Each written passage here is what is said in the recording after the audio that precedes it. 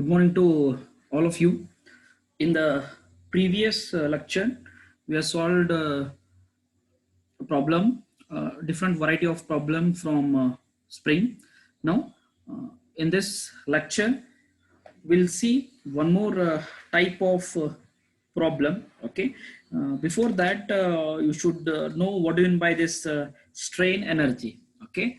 I will show you the expression, or I will derive the expression for the strain energy which is stored in a body. Okay, you can see that expression for strain energy stored in a body when the load is applied gradually means the load will be applied gradually on the body. X-axis, you're seeing the extension. As you apply the load, the material will deform. That extension is shown in x-axis. The applied load is shown in y-axis. Before that, you should know what is this strain energy. Strain energy which is stored in a body is equal to the work done, the work which will be done when the work is done when you apply the load. Okay, when the load is applied on the spring, the body will stretch or it will elongate, means work is done on that. Therefore, strain energy stored in a body will be equal to the work done by the applied load in stretching the body. Okay, here you can see that in a sketch. Here initially it will be at 0, means you have not applied the load. When you apply the load, here you can see that as the load is increasing, the extension is also increasing. As you apply the load, the specimen or the spring is extending, and in this case you apply tensile load or compression. In this case, for the spring, I have applied a tensile load. That's why there is an extension, and in the y-axis you can see that the load is gradually increasing, and all this is done within the elastic limit. Here you can see that stress will be directly proportional to strain within the elastic limit, means whatever the extension I have taken, it is within the elastic limit. Now, the tensile load F increases gradually. The tensile load increases gradually from 0. This is the origin 0 to the value of F. Here you can see that this is the value of F. At the same time, simultaneously, the extension of the body, okay, increases. It also increases from 0 to the value of Y. Here you can see that this is the value of Y, and the load F performs, means whatever the load which is applied, it is going to perform the work. How the work is performed? By stretching the member or the spring. The work is stretched in the body, and whatever this work is there, okay, and that work will be stored in the body, and that we are going to call it as a strain energy. The work which is stored in the body is called as strain energy, and which will be recoverable after the load is removed. Means whatever the strain energy is there, it will be recovered when you remove the load. Means assume that I have applied the load. Okay, this is the extension. Okay, means you can see the strain energy in the body or the spring. When I'm going to remove the load, means it will come to the original shape. That is the elastic nature of the body. Elasticity is when you apply the load, the material will elongate or it will stretch. When you're going to remove the load, the member is going to regain its original shape and size. Okay. From this, we can write that work done by the load.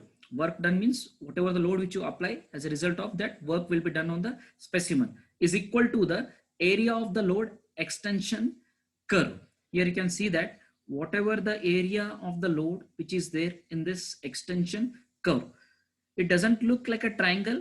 You can see that it will look like a triangle.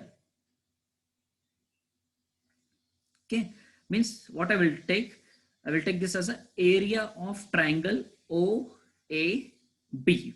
Okay, area of triangle is half base into height. Base is nothing but extension. We'll take it as y, whereas height is the load. Therefore, area of triangle is half base into height. Base is f, height is f. Therefore, it will be fy by 2. Call this as equation 1. Okay, and we know that whatever the stress is there, stress is equal to load by area.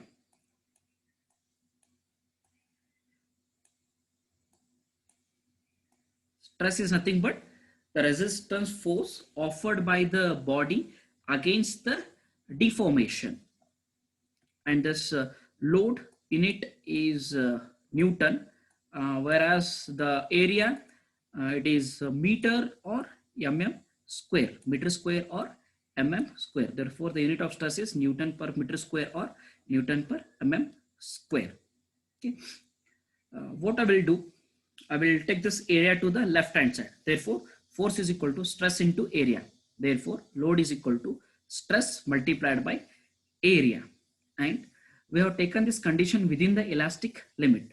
Okay, within the elastic limit, stress will be directly proportional to strain within the elastic limit. You have studied this in your mechanics of material.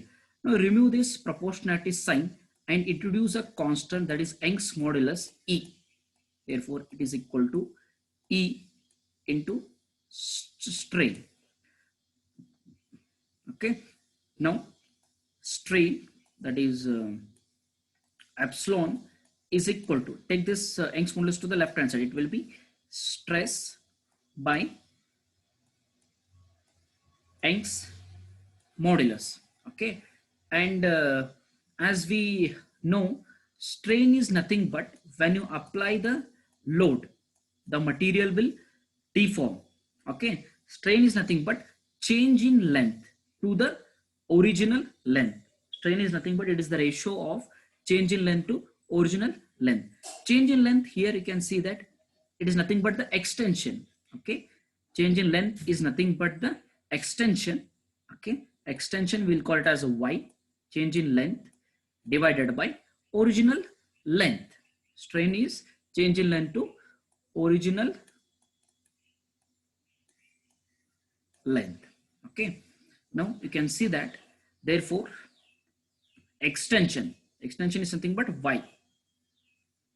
Therefore, y is equal to, take this original length to the left hand side. Therefore, extension y is equal to strain multiplied by the length. That's what the formula I have taken here. Therefore, extension is equal to strain multiplied by length. And you know that strain is nothing but stress divided by Young's modulus. Substitute that, stress divided by Young's modulus. Length is denoted by L. Therefore, extension is equal to stress multiplied by length divided by Young's modulus. Okay, now I have taken this as equation 1. Now you substitute the value of F and Y in equation 1. You know the value of F. F is nothing but load is equal to stress multiplied by area, and Y, just now you have calculated, Y is equal to stress into L divided by E. Substitute both that in equation 1. Therefore, area of the triangle, it is nothing but work done by the load. Therefore, work done by load is equal to half load. Load is nothing but stress into area. Stress into area multiplied by Y. Y is sigma L by E. Sigma L by E. Therefore, it will be sigma into sigma. It will be sigma square A into L divided by 2E. Okay. And as we know that volume is nothing but area into length. Therefore, volume is nothing but area into L. You replace AL with V. Therefore, work done by the body is equal to sigma square V divided by 2E. Okay, as we know that since work done by the load in stretching the body, it will be equal to the strain energy which will be stored in the body. Once you remove that load, it will regain its original shape. Whereas in this case, work done by the load in stretching that, okay, if the member stretches means you need to apply the load that will be equal to the strain energy which will be stored in that body. Therefore, strain energy stored in the body, U is equal to F into Y by 2, okay, or the work done by the load, you know that it is sigma square V divided by 2E, okay. This is the formula for, or the strain energy which will be stored in the body. On this, a railway wagon weighing 50 kilo Newton. The weight of this railway wagon is 50 kilonewton and moving with a speed of 8 kilometer per hour. The speed of that wagon is 8 kilometer per hour, and it has to be stopped by the 4 different buffer springs. These are the 4 different buffer spring. It need to stop that railway wagon, in which the maximum compression allowed is 220 mm, means whatever the compression means, as this railway wagon touches the spring will get compressed, means the maximum compression of that is given as 220 mm. Find the number of turns, means how many number of turns or how many number of coils are there in each spring, okay, and they are given the mean diameter of that spring, it is 150 mm, and the diameter of that wire is 25 mm, and they are given modulus of rigidity, we take it as 84 gigapascal GPa, and in this case you need to find out number of terms as well as find the shear stress, the shear stress induced in the member. Okay, first I will note on this, or otherwise you first draw the sketch of this. Okay, weight of the railway wagon, it is 50 kilonewton, okay, and the velocity or moving with the speed, it is 8 kilometer per hour, and it has 4 buffer springs, 1 2 3 4 buffer spring, and which has a maximum compression, means the maximum compression is denoted by Y, 220 mm, and the weight is 50 kilonewton. Kilo is nothing but 10 raised to 3, 50 into 10 raised to 3 Newton, whereas the speed, velocity V is 80 kilometer per hour, okay. This kilometer has to be converted into mm, and whatever the speed is there, we need to take it in meter per second, okay. And that for that reason 8 into kilo is nothing but 10 raised to 3 divided by hour is there. Hour has to be converted into second, okay. First I will cover hour to minute. To convert that I need to multiply with 60, okay. Now minute to second, for that reason once again you need to multiply with 60. 60 into 60, it will be 3600. To convert hour into second, it will be 3600. Therefore 8000 divided by 3600 will be 2.222 meters per second. Whereas if you see the given data, all the spring diameter or the compression, it is in mm. For that reason you convert this meter into mm, okay. 1 meter is equal to 1000 mm. Multiply this with 1000 mm. Therefore V is equal to 2.222 into 10 raised to 3 mm per second. After that, next he has given that has to be stopped by 4 buffer spring, means number of springs are 4, with the maximum compression allowed is 220 mm. Therefore Y is equal to 220 mm. find the number of turns. You need to find out I, total number of turns in each spring. In each spring, the mean diameter is 150 mm. Means they have given capital D, mean diameter of the spring, it is 150 mm. After that, he has given the diameter of the spring wire. The diameter of the spring wire, it is nothing but small d. It is not by small d, it is 25 mm. After that, he has given modulus of rigidity, it is 84 gigapascal. Giga is nothing but 10 raised to 9. Okay. Whereas you are kept all the dimensions in mm, and the whatever the weight is there, it is in Newton. That's why you convert this gigapascal into Newton per mm square. Okay. Pascal is nothing but Newton per meter square. Giga is 10 raised to 9. Okay. Megapascal is nothing but 10 Newton per mm square. Okay. Mega is 10 raised to 6. What I will do? 84 into 10 raised to 3. The remaining is 10 raised to 6. 10 raised to 6 Pascal. Okay. 10 raised to 6 is nothing but mega. Therefore, I can write it as mega Pascal. 84 into 10 raised to 3 mega Pascal. In this case, you need to find out the value of I as well as tau. Okay. We know that kinetic energy is half mv square.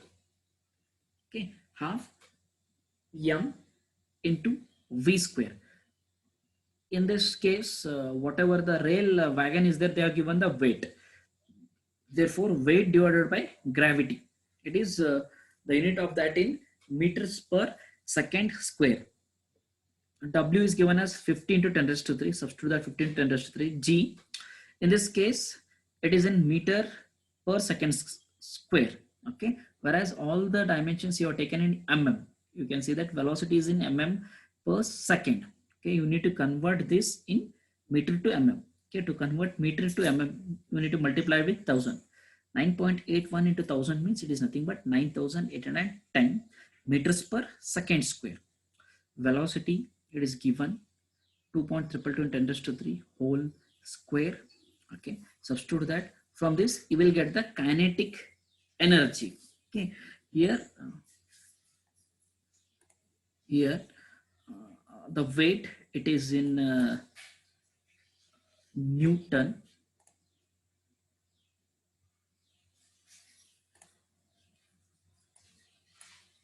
It is in Newton. This is mm per second. Mm per second square. Multiplied by velocity. It is in mm per second square. Okay, mm per second. Okay, it is v square means it will be whole square. Okay, in this case mm will get cancelled, second square will get cancelled, the remaining is only mm. Therefore, the unit of this kinetic energy will be Newton mm. Therefore, it will be Newton mm.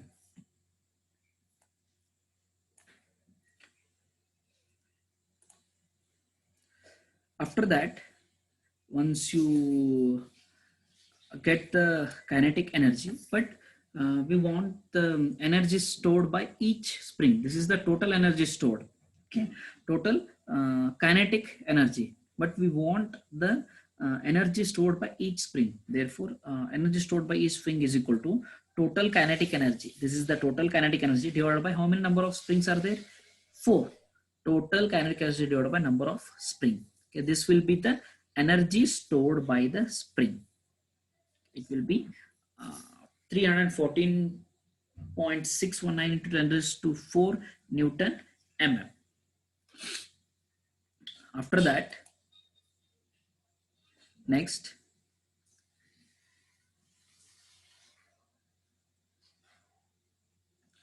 once you find out the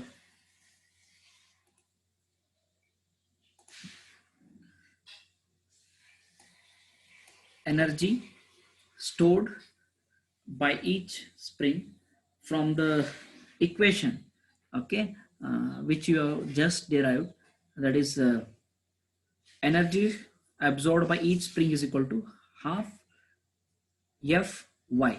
It is there in the data handbook Bulvi 11.8. In this case, energy absorbed by the spring, you have calculated that energy absorbed by the spring, substitute that value is equal to half F.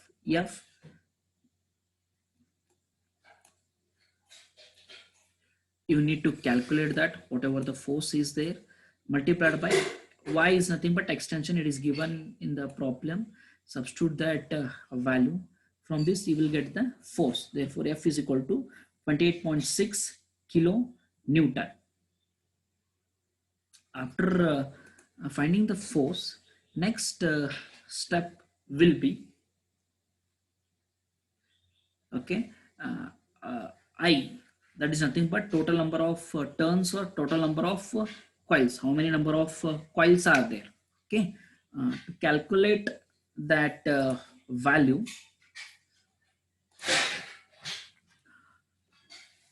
from the data handbook Bulvi, the equation is 11.5a. Therefore, y is equal to 8f d cube I by d raised to 4 into g. Extension is given 220. F, just now you have calculated the value. D is nothing but mean diameter, it is given. I, you need to calculate that, divided by diameter of that wire is given 25. G is also given, modulus of rigidity is also given. Substitute all the values, you are going to get the value of I.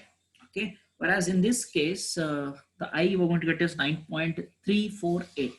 okay, you cannot take the number of terms in decimals. Okay, that's why I round it off to the next value, it is 10. Therefore number of terms, active terms, it will be 10. Okay, and in this case the problem, they were not given the end condition. As I told you in the previous lecture, if the end condition is not given, total 4 end conditions are there. In that you can assume one end condition. Okay, better you assume square and ground end. Okay, when you're going to assume that square and ground end, you need to take down this number of additional coils. How many are there? Here I have taken n is equal to 2. I will show that you with data and book. Okay, yes, in this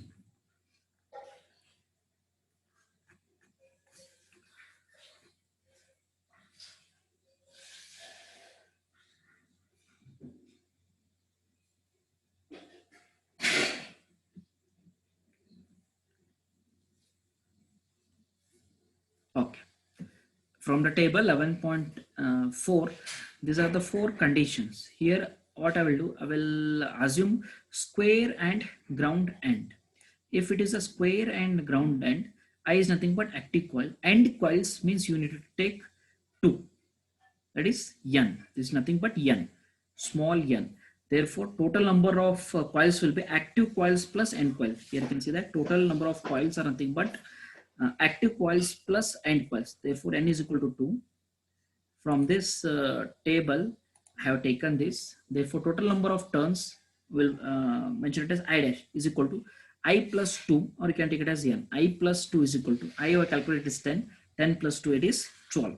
Okay, once you calculate this value, okay, after that you need to find out the shear stress. Next is you need to find out the shear stress from the data handbook 11.1D. 11.1D.